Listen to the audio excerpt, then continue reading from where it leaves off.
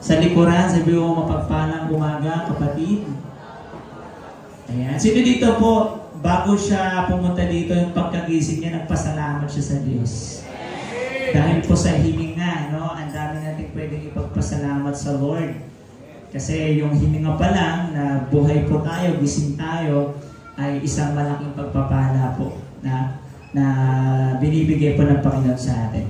So, huwag na po natin patatagalin po yung topic po natin ngayon na sa tema po tayo ng rooted and built up in Christ. So, pag sinabi po rooted and built up in Christ, so pag-uusapan natin dyan tungkol po sa pananampalataya. So, pagka sinabi pong rooted and built up in Christ, bago yan, basahin natin sa Colossians chapter 2, verses 6 to 7. Sabi ng verse 6, so then just as you receive Christ as Jesus as Lord, continue to live your lives in Him, rooted and built up in Him, strengthened in the faith as you were taught and overflowing with thankfulness. So, sabi po no, rooted and built up in Him, in Christ. So, pagka sinabi pong rooted, so okay lang po ba? Iwasan mo na natin yung mga distraction, at kung pwede tayo mag-take down notes para ma-share po natin sa ating mga cell group. Alam niyo po kasi natutunan po namin nung nagpa-process kami before. No, ang dapat itinuturo natin sa ating mga cell group, yung mga tinuturo ng mga pastor sa atin. Kumbaga, binababa natin po para united tayo at yun din, no, na ida-downline natin sa kanila. So, yung po, pag sinabi pong rooted and built up in Christ, tumutukoy po yan sa spiritual growth and maturity. Sabi niyo po, spiritual growth. Sabihin po natin maturity. Yung dito lang po, sabihin niyo po spiritual growth. Dito po, maturity. Ayan, parang wala po yatang, wala pang energy. So, pag sinabi pong rooted, is, ibig sabihin po niya, spiritual growth, paglago, or paglagong spiritual. At yung build up in Christ, ito po yung maturity. Yung paglawak po ng ating pangunawa. So, pag-uusapan po natin yan. So, paano po ba mangyayari po yung spiritual growth and maturity? So, katulad po ng isang puno, sino po nakakita ng puno? Pwede bang paki-flash ko, Aaron? Ayan, yung puno. So, yung puno, pwedeng mag-grow pero walang bunga. So, nakakita na po ba kayo ng puno? Ayan. So, yung puno, so, paano po ba yan mag-grow? No? Kailangan, unang-una po, ano pong ginagawa? Ayan, di ba yung seed itinatanim? Tapos para yan po ay tumubo, kailangan po niya ng tubig, liwanag, carbon dioxide, fertilizer, at higit sa lahat yung nag-aalaga. So, nakakita na po kayo ng puno. Yung puno, so meron ng picture po dyan. So, meron pong puno na may bunga, at meron din pong puno, isa-isa po, na walang bunga. Okay? So, yung isang picture po yan. Ayan, yung puno po, hindi po, yung isa po, isang malaki. Ayan, mamaya po yan. So, yun po, napansin na po natin, no? So, pag sinabi pong spiritual growth, ito po yung pag-uusapan po natin, napakalaga na tayo po ay lumalago sa spiritual po natin. Pag sinabi pong growth, or yung sabi nga po na rooted, kailangan po, ito po ay process. Sabi mo po, process. Yun yung tinatawag ng process of growing. So, paano po mangyayari yan? Katulad ng isang puno, nagsisimula po yan sa buto. Tama po. Kailangan itatanim po yan. Hindi po yan mag-grow kapag tinanim mo lang at wala po siyang, walang tubig na nasisipsip, walang liwanag. Tama po ba? Tama po. Hindi po yan tutubot o kung wala pong nag-aalaga. So, ganun din po sa atin. For us to grow, kailangan natin ng word or yung seed. Tama po? Sabihin po, word of God. Sino po dito nagbabasa ng Bible? Kailangan natin kumatin sa fellowship. Sino po dito? Every week present.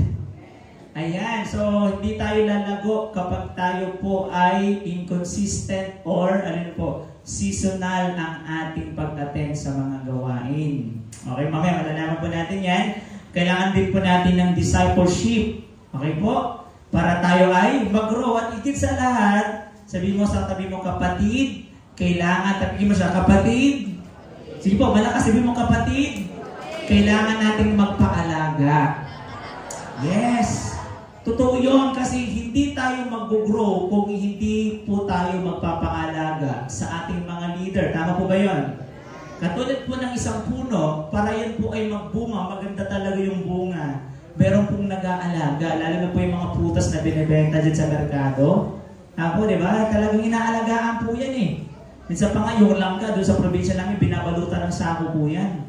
Kasi pagka hindi, ang daming uod po nun. Ay, nakita na po ba kayo sa langka, di ba? JM, no? So, nagtatanim po ng langka. Ayan. So, ganun din po sa atin. So, for us to grow, kailangan natin ng work, fellowship, discipleship. Yung nga po yung nagpapaalaga po tayo for us to grow. So, yun po yun, no? Yun po yung pag sinabi pong rooted, kailangan natin yan. Ibig sabihin po yung 5 basic life, yung ating prayer and devotion. Sino po nagpipray na, nagde-devotion? Uma-attend po tayo sa Sunday service. Ang ating mga life group na ginagawa every week, or prayer group.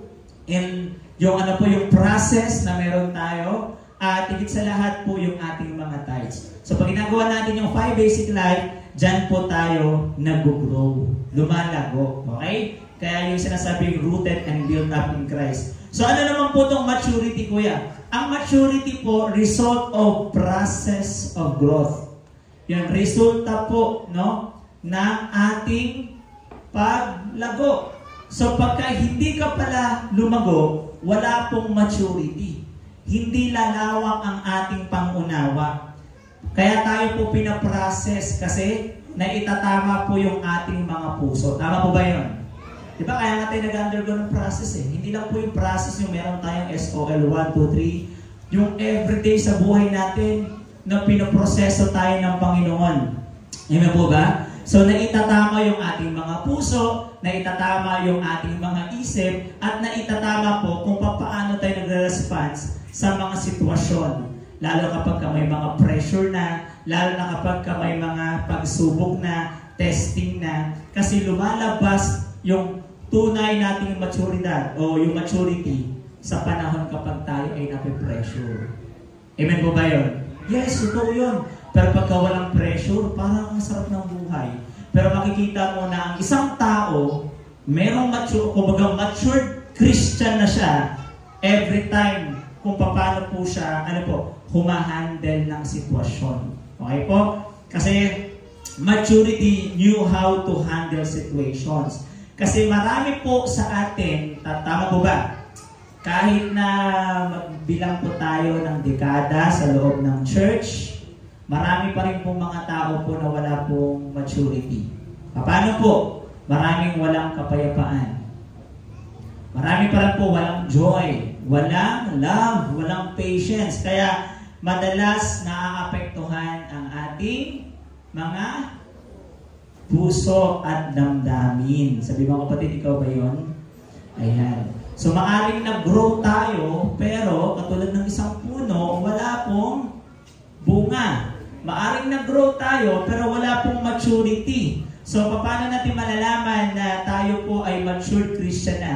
Kapag nakikita yung fruits o yung fruit of the Holy Spirit.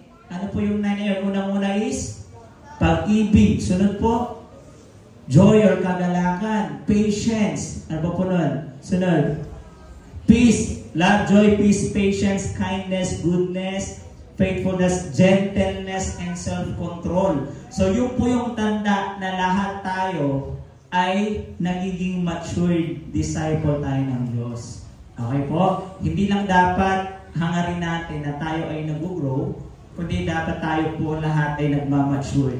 Pag sinabi pong maturity, meron pong sound mind, meron pong kapayapaan. Maturity is being ready po. So, pag sinabi pong ready, kahit na may maraming pinagdadaanan, may wisdom na uunawaan yung sitwasyon kung bakit yun nangyayari. Tama po. Yung di ba pag may mga pagsubok tayo, minsan tinatanong natin, Lord, bakit po? Bakit? Minsan ang dami natin bakit. Minsan po ba natanong natin ang Diyos, Lord, ano po? Ano po ba yung gusto mong ituro sa akin dito sa pinagdadaanan ko? So ang tao po na meron pong maturity, o kumbaga mature Christian ka, tayo po nauunawaan natin yung lahat ng ating na ating mga sitwasyon na kinakaharap. Hindi po yung laging caught tayo ng negative emotion. Ayan. negative response, tama po? At yung negative na pang-unawa, yung understanding natin. Minsan kasi ganoon tayo. Totoo po ba yun? Minsan kahit ng mga disciple Christian na tayo, minsan naapektuhan talaga tayo eh. Kapatid, ngayon gustong ituro ng Lord na kung gusto nating mag-mature talaga, no? Kailangan po meron tayong sound mind and karunungan. Kung bakit nangyayari po yan.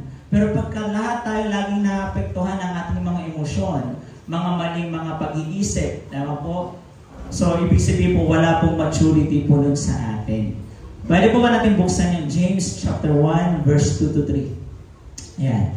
James 1, verse 2 to 3. Pwede po ba pakiabot po ng yung tumbler po, ni Pastor? Ayan. So, James chapter 1, verse 2 to 3. So, sabi ng James chapter 1, verse 2 to 3, consider it pure joy, my brothers and sisters, whenever you face trials of many kinds. Thank you po. Ayan. Because you know that the testing of your faith produces perseverance. Ano sabi po? Yung sinasabi, consider it pure joy whenever we face trials and many kinds. Alam niyo po, parang ganito. No? Ito po, kapag araw-araw, 200 times ko pong ginaganito, and mabigat, medyo mabigat po yan. Ano po mangyayari?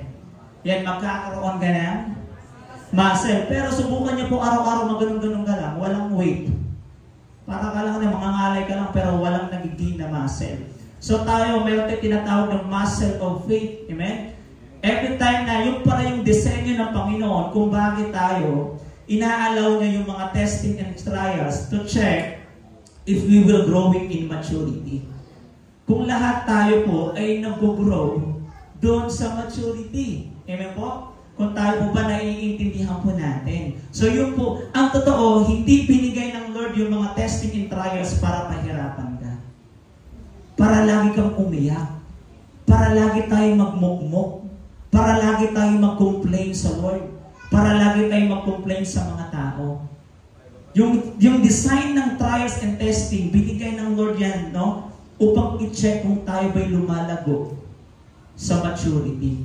Kung ikaw ba ay naging mature Christian ka.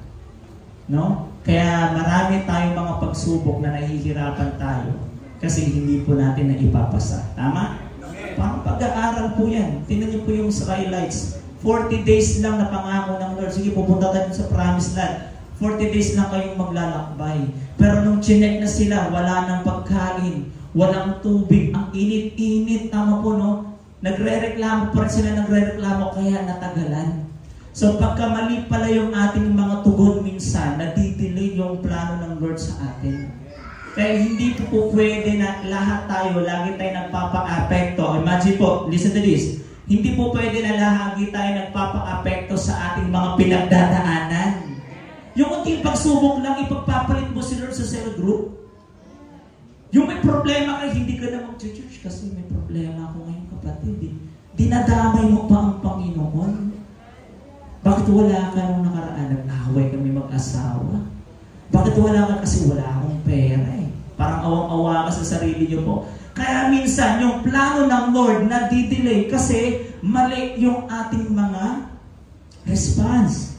Wala pong maturity. Amen? Kaya ngayon, tinuturuan tayo ng Lord na tayo ay mag-grow and mag-mature as a disciple of Christ. Amen po ba yun? So, ano po nangyari sa mga Israelites?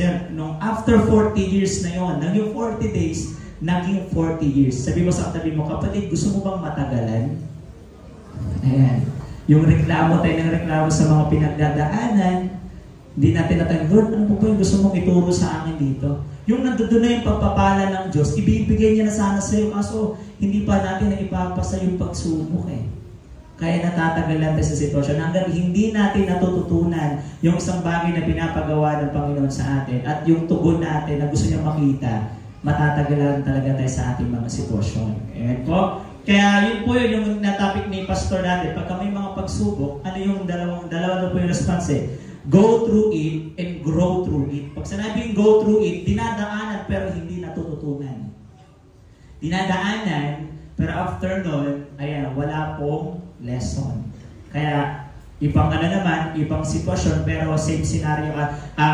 Ibang scenario, pero same lang din po yung sitwasyon. Halimbawa, pagdating sa pera, No, dinaanan mo lang yung pagsubok na yun, pero wala tayong natutunan. So, pag sinabi naman grow through it, so kailangan po no yung pinagdadaanan mo, pero meron kang nauunawaan, lumalago, tama ba? Nagmamature tayo as a disciple of Christ. Kasi yung maturity, ano po ba yung evidence ng maturity? Nakikita po yung character ng isang disipulo sa kanyang pamumuhay. Ano po ba yung mga character ng mga disciples noon? Sabi mo nga po, pagtitiis. Sabi mo nga sa labi mo, kapatid, may pagtitiis ka ba? Ayun po, sa mga anak pa lang po, di ba pag nag-aalaga ka, iyak ka ng iyak, meron po bang pagtitiis? Tinitiisan mo ba yung asawa mo? Ayun, yung kapitbahay niyo po. Yung kapatid ko na parang napakaganda ng attitude. Tama po ba? So, ang evidence ng isang taong nagmamature, katulad ng mga disciple, merong pagtitiis. Pangalawa po, meron pong pagmamahal. Amen? Amen po ba? Hindi mo lang siya mahal dahil mahal ka rin niya. Kumbaga tayo po, kahit yung mga taong hindi naman kamahal-mahal, no?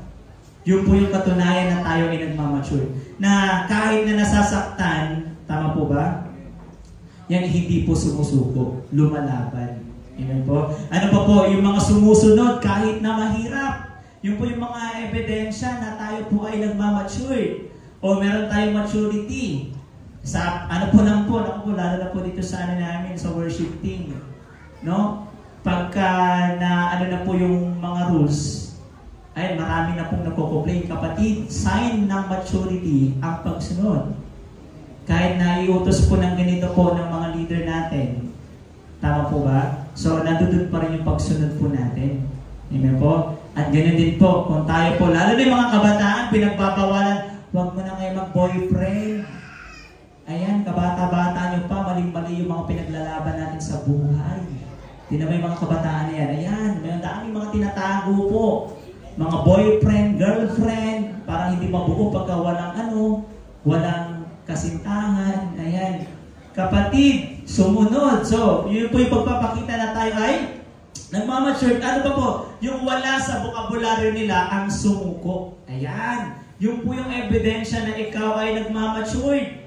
Tama po, yung nilalaban mo yung mga life group mo, nilalaban mo yung pananampalataya mo, yung pagsunod, yung faith natin sa Lord, at higit sa lahat, yung pagiging tapat. Sabi mo po, pagiging tapat. Ayan. So yun po yung mga ebidensya, katulad ng mga disciples noon. And aside po sa mga disciples, meron pong isang character sa Bible na talagang namangha po ako sa kanya. Sa kanyang maturidad. Yung siya po talaga ay nag-grow and nang-mature. Na ginamit siya ng Lord. Kasi ganito yan eh. Hindi ka maaaring gamitin ng Lord at hindi ka magagamit ng Diyos kung hindi ka mag-grow. Ang paglago, ang unang hakbang bago tayo mag-mature. Magkasunod po yan. Amen po ba yun? Kaya maraming mga tao po, no, ang tagal-tagal na sa church pero hindi pa rin po nagagamit. Kasi po hindi po nag-grow at hindi po nag-mature. Kaya unting pagsubok na, ang dami na nating, complain sa Panginoon. Walang iba po sa ating devotion si Nehemiah. Grabe, ang ganda ng devotion natin si Nehemiah. So, how does he apply the growth in maturity sa buhay po niya? 4 po yun, no? Dahil siya po'y nag-grow, siya po'y nag-mature. So, number 1, growing into understanding the vision. Bakit po? Kwento lang tayo, baliktaro lang po tayo. No? Yung Israel, yung mga Israelites po, nabihag po sila ng Babylon. Ayan, ni King Nebuchadnezzar. Then after po nila Daniel, yung mga susunod na henerasyon, sila na po. So, ang ginawa po sa Israel, sinunog po yung by the way po ngayon, sama po natin sa prayer ang Israel kasi nagkakaroon po ng mga atake ng mga terorista. So kagabi doon sa CNN, 70 yata yung patay ng mga Israelites na pinagbabaril yung mga tao po ng mga terorista. So nangyayari na po ngayon, no? Tapos yung Hamas, no, at yung mga Palestinians, yung mga nagpapalitan po ng mga rockets, kaya marami pong mga nangamatay ngayon. So ngayon, time na talaga para tayo lahat ay mag-grow and mag-mature. Kasi yun po yung mga signs and wonders sa last days. Diba po? Nasa gitna na po tayo ng last days. Kaya kung tayo hindi ka mag-grow at hindi ka magmamature, hindi tayo magagamit ng Panginoon. Hindi natin maliligtas yung mga tao na pinapakonquer ng Lord sa atin. Amen po yun? So katulad po ni Nehemiah, no? Growing into understanding the vision. So ito yung una kasi nakita po niya eh. Basahin po natin Nehemiah chapter 1, verse 3 to 4. Noong time na to nagulat yung kanyang kapatid o yung mga ibang kasama nila, pinuntahan nila yung Israel. Sunog, no? Sabi dito, sumugod sila, kawawa naman sila roon. Ano po? Hinahamak at nilalait ng mga dayuhang nakatira malapit doon. Sinabi nila na wasak pa ang mga pader ng Jerusalem at ang mga pintuan ng lungsod ay hindi pa nagagawa mula nang sunugin iyon. Nang marinig ko ito, naupo ako at napaiyak. Ilang araw ako nagdalamahati at nag-ayuno, nanalangin ako ng ganito sa Diyos ng kalangitan. Alam niyo po, yun po yun, unang-una, dahil po siya ay lumago, no? Paano po ba na-apply yun? At siya po ay naging nag-mature. So unang-una po, yung naintindihan niyo po yung vision. Tama po, nakita niya po parang tayo, no? Hanggat hindi mo nakikita na yung family mo nasa kapahamakan, wala tayong gagawin. Amen po ba? Yung reason po kung bakit po tayo nandito kasi nakita ka ng Diyos at nakita ka ng mga leader kaya ka in-invite. Imagine po natin, ano po yung sitwasyon ng buhay natin noon? Masaya o magulo? Masagana, mapayapa, or kabaliktaran? So, kailangan makita po natin yung vision yung sinabi ni Lord Jesus na when He saw a large crowd, He had compassion on them because they were harassed and helpless like sheep without a shepherd. No, nakita niya muna yung pangangailangan. So, pag tayo pala, kapag ikaw ay lumalago at nagmamature Christian, hindi na yung sentro ng panalangin yung sarili natin, kundi ang nakikita na natin yung mga tao, yung pangangailangan ng iba. Marami silang pera, pero yung kaluluwa nila kumusta? Panandalian lang yung buhay dito sa mundo. Kahit na umabot ka pa ng 100 years dito sa mundo na nabuhay ka, katiting lang yun sa everlasting life, no? Nakakaharapin natin, wala pa sa kalingkingan yun. Amen po ba? Dalawa yung mapupuntahan natin kapahamakan or kaligtasan. Taas nga po lahat ng gustong maligtas. Maligtas ang kanyang pamilya. So, kapatid, sabi mo, kailangan mo mag-grow and mag-mature. Ayan. Kasi katulad po ni Nehemiah, no? Siya po ay lumago, growing into understanding the vision. Naunawaan niya na merong pinapagawa ang Lord. Kaya maraming mga buhay ang wasak at sira kasi walang vision. Hindi nakikita yung magandang plano ng Lord. Walang divine direction ng Diyos. Amen po? Tama po yun? Kaya tayo po, no, dapat maintindihan natin, meron tayong vision to win souls and make disciples. Kung gusto nating maayos yung ating mga pamilya, no, kailangan gawin po natin po yung makita natin yung vision po na yun. Amen po? So, pangalawa po si Nehemiah. Pangalawa, he executed the vision. So, how does he apply the growth and maturity? Paano niyo po in-apply po yung growth and maturity? He executed the vision. Ayan po, ginawa po niya. Kasi yun po yung vision na tinuturo natin dito. It is God's idea revealed to man's mind for him to execute ito upang yun ay gawin. Ito po ay ideya ng Diyos. Hindi ito gawa-gawa ng tao. Kaya mayroong church, may mga fellowship, may cell group, tinuturuan kang mag-devotion, tinuturuan tayong sumunod kasi ideya ng Diyos yun. Amen po ba? Hindi kay leader nyo, kaya huwag kang magagalit sa kanyang kapatid. Hindi ka lang ma-mature kapag ganun tayo. Amen po?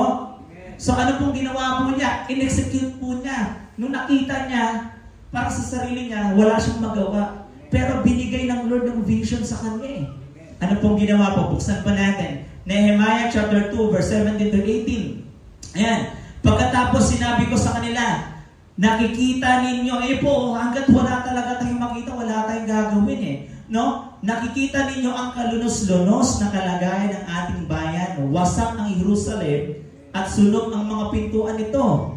Itayo natin muli ang pader ng lungsod upang mahango na tayo sa kahihiyan. Hiyang-hiya na po sila kasi pinagtatawanan sila Kaya parang ang buhay natin, parang hiyang-hiya tayo kasi mga ginagawa ng kaaway. ang dami nating kapalpakan, ang dami nating kamalian, na okay lang, no, ginawa natin ng ng lihim, pero ang epekto, kasama yung mga tao. Tama po?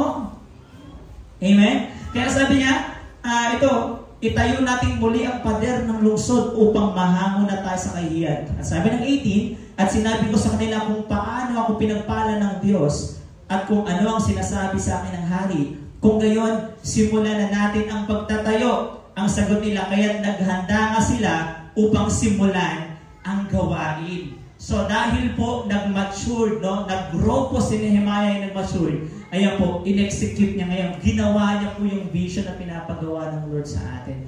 Kaya pala maraming mga disciple nahihirapang sumunod kay Lord kasi hindi po lumalago at hindi po nagmamature. Amen po? Amen po ba yan?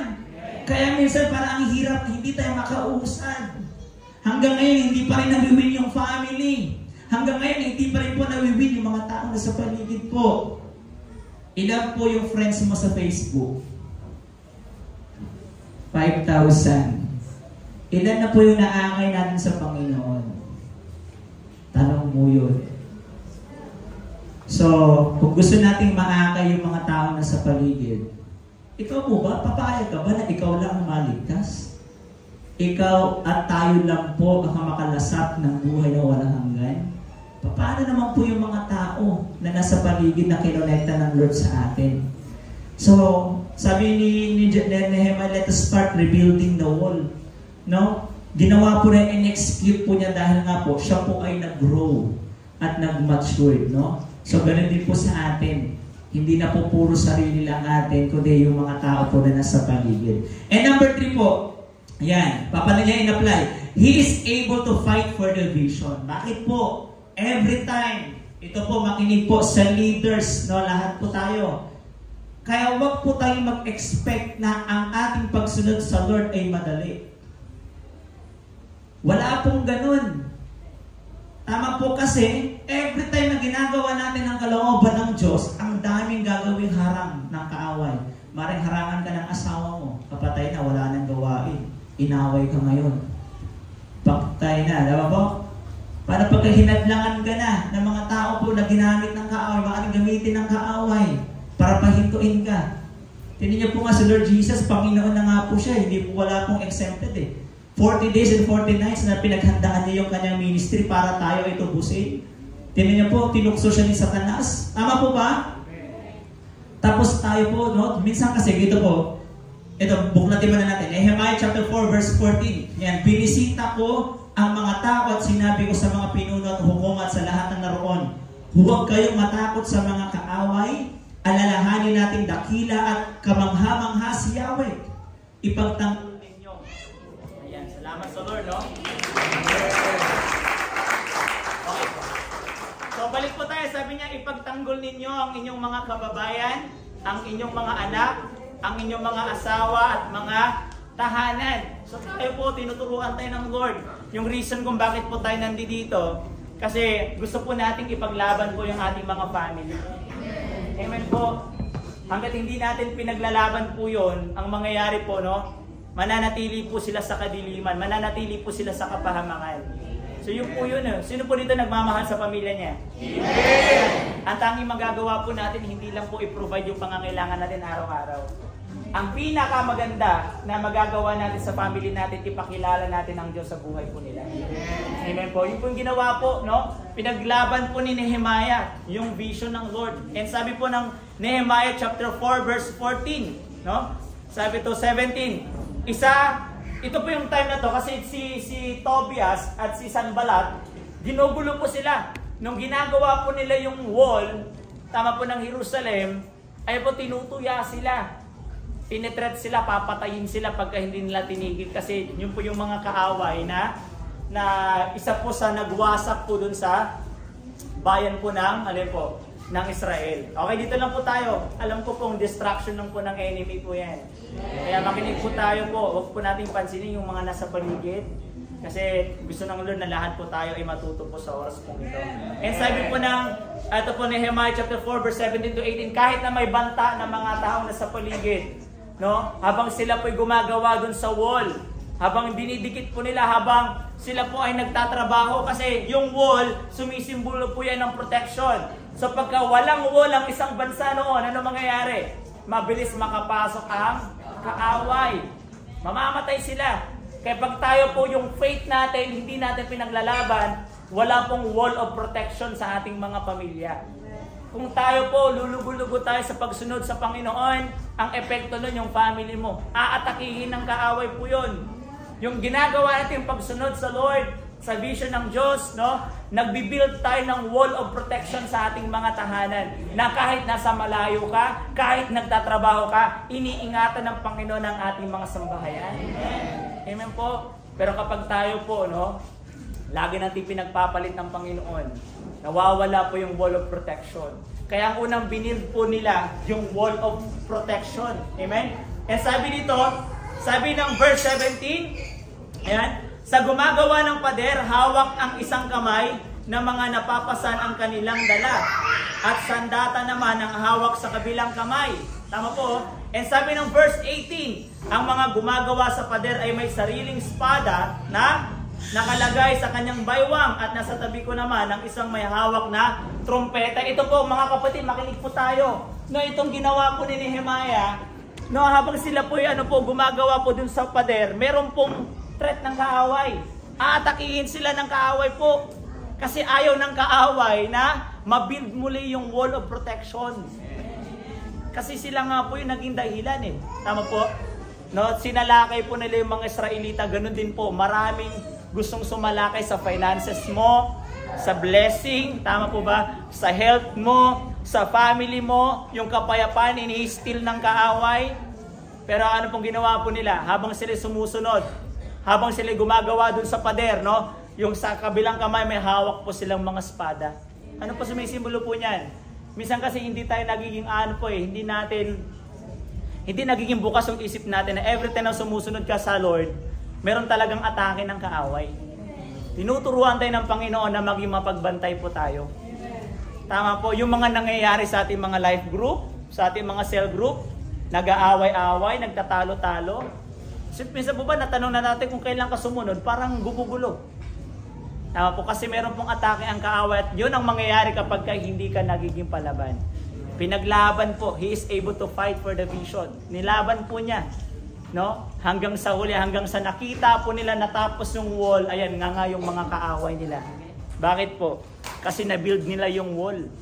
Ayan, at muli po, yung mga nasunog na bahay, dahil nga po na-build na po yung wall, ayan, hindi na nakakapasok yung kaaway sa buhay nila. Kaya doon po na-build yung mga bahay nila, na protection na ng kanilang mga pamilya. So ganoon din po sa atin. Kung hindi tayo natin gagawin yung vision ng Lord, mananatili yung mga generational sin, tama po, na may mga sumpa na hatid na hanggang ngayon namamana pa rin. Kasi pag hindi natin ini-execute yung vision, pag hindi tayo lumalago at hindi tayo nagmamatured as a disciple of God, ganun ang mangyayari.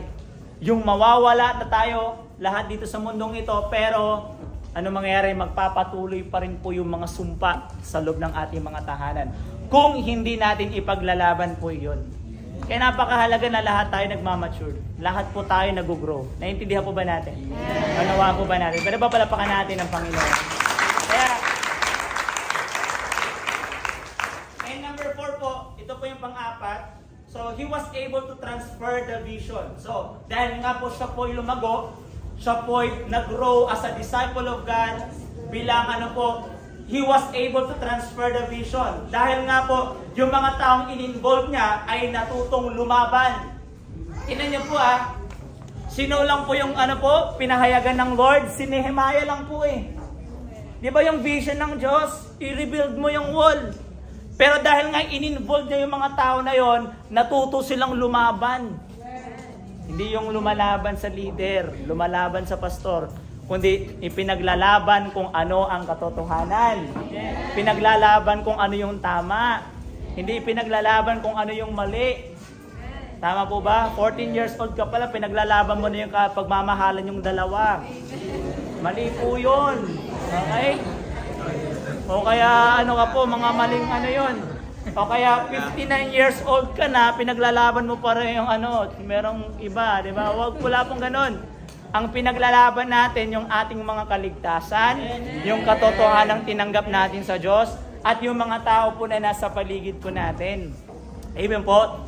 No, transfer niya. Kaya yun po yung reason kung bakit may mga process tayo sa church.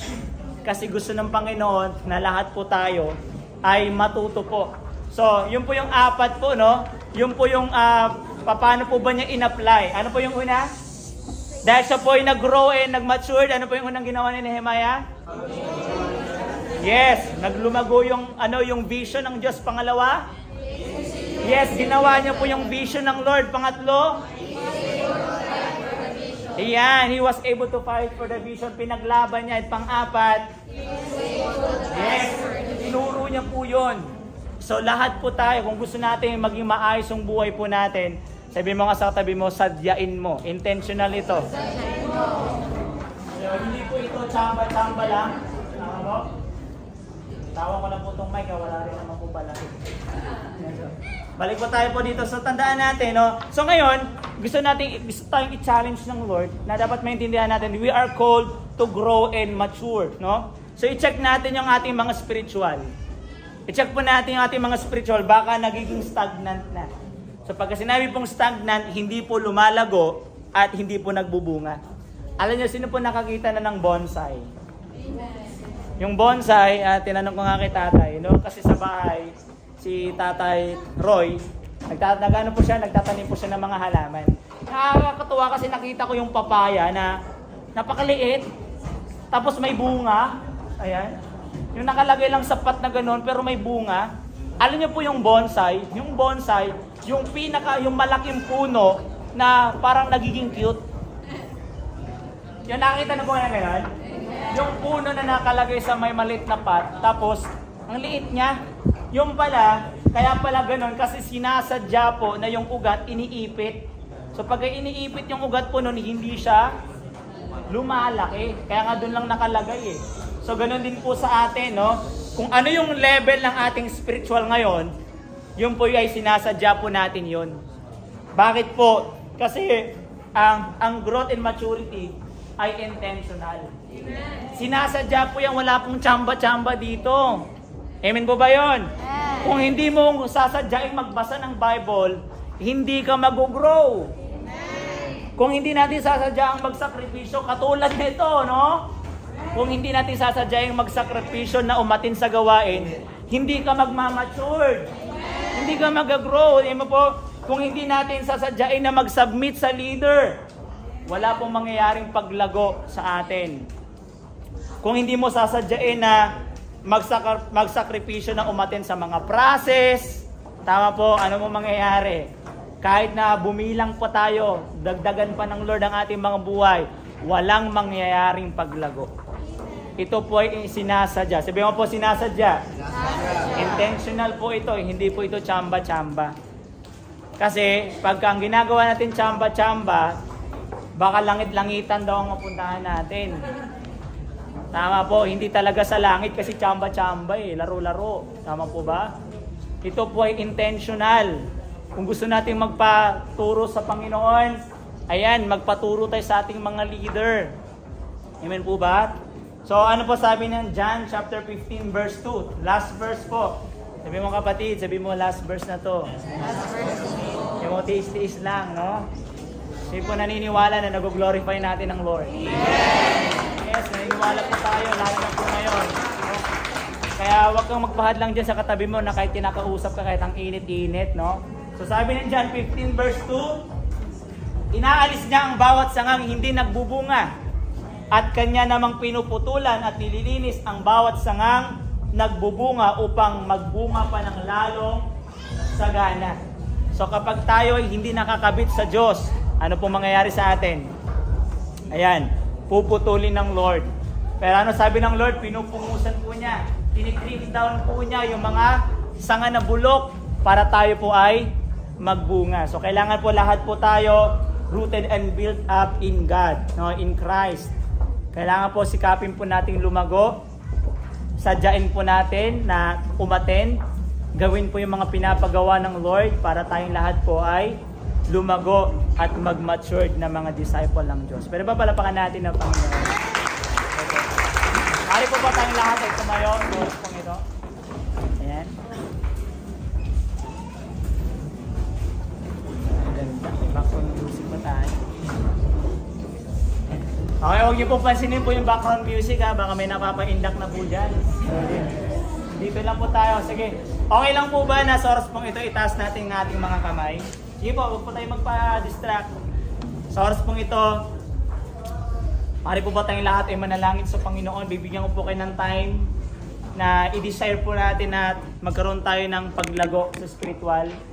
Pero kaya po, pwede kayo mag-start ng prayer na, Lord, tulungan niyo po ako mag-grow. Tulungan mo ko, Lord God, na mag-mature. Na nang sa gayon magawa natin ang kalooban ng Panginoon. Sige po, manalangin po tayo sa Panginoon. Hindi po tayo nandito para sa mga blessing lang na ating mga gustong tanggapin. Nandito tayo kasi naiintindihan natin yung vision ng Diyos. Na sa pamamagitan ng buhay natin, gusto ng Lord na marami pong maligtas. Gusto ng Lord na maraming makakilala sa Kanya. Gusto ng Lord na maraming mga taong manumbalik sa Kanya. Sa tunay na naglikha, walang iba kundi ang Panginoon. Ayaw ng Diyos na manatili tayo sa dati nating mga buhay. Magulo, masalimuot, walang kapayapaan, walang kakontentuhan, puro pagtatalo, puro pag-aaway, puro kakulangan, kabigatan, problema. Ayaw ng Panginoon na nananatili po tayo doon. So kapatid, it's time na tayo po, sadyain po nating mag-grow. Sadyain nating umaten. Sadyain nating, yung mag-mature tayo bilang mga disciple ng Lord. Ngayon, ito yung time na lahat po tayo, gawin po natin yung part natin. Magpa-disciple tayo. Sumunod tayo sa Panginoon. Come on. Hallelujah.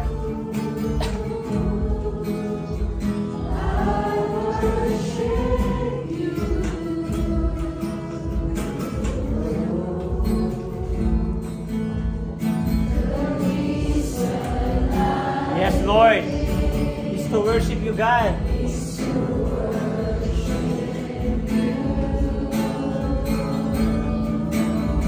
Hindi ba natin, I worship you, Lord. I worship you.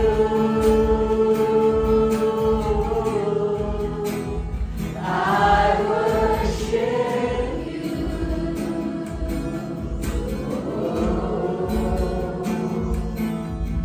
The reason I live is to worship you. Sabihin ba natin, I love you, Lord. I love you, Lord. I love you, Lord. I love you, Lord. The reason I live is to love you, Lord. Is to love you, Lord. Sabi ba natin, I love you, Lord. I love you, Lord. And I love you, Lord.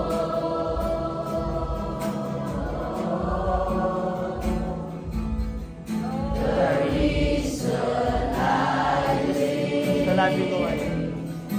Mari po ba sa ulit pagkakataon sabihin natin, I serve you, Lord. Hallelujah. Sabihin po natin, I serve you, Lord.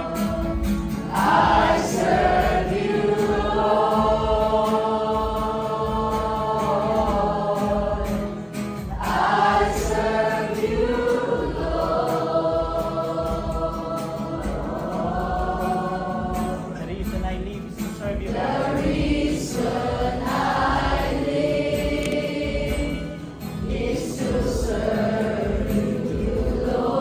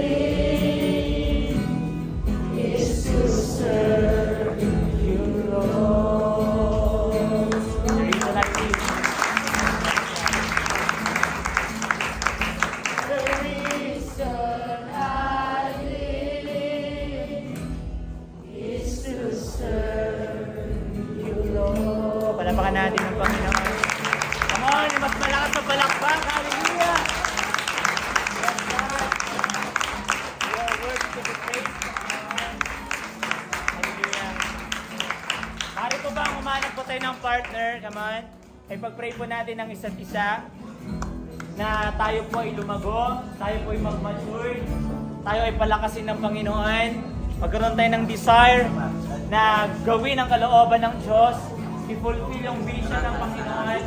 Come on, iba pwede na po tayo mag-start, ipag-pray po natin ng ating mga kapatid. Yeah.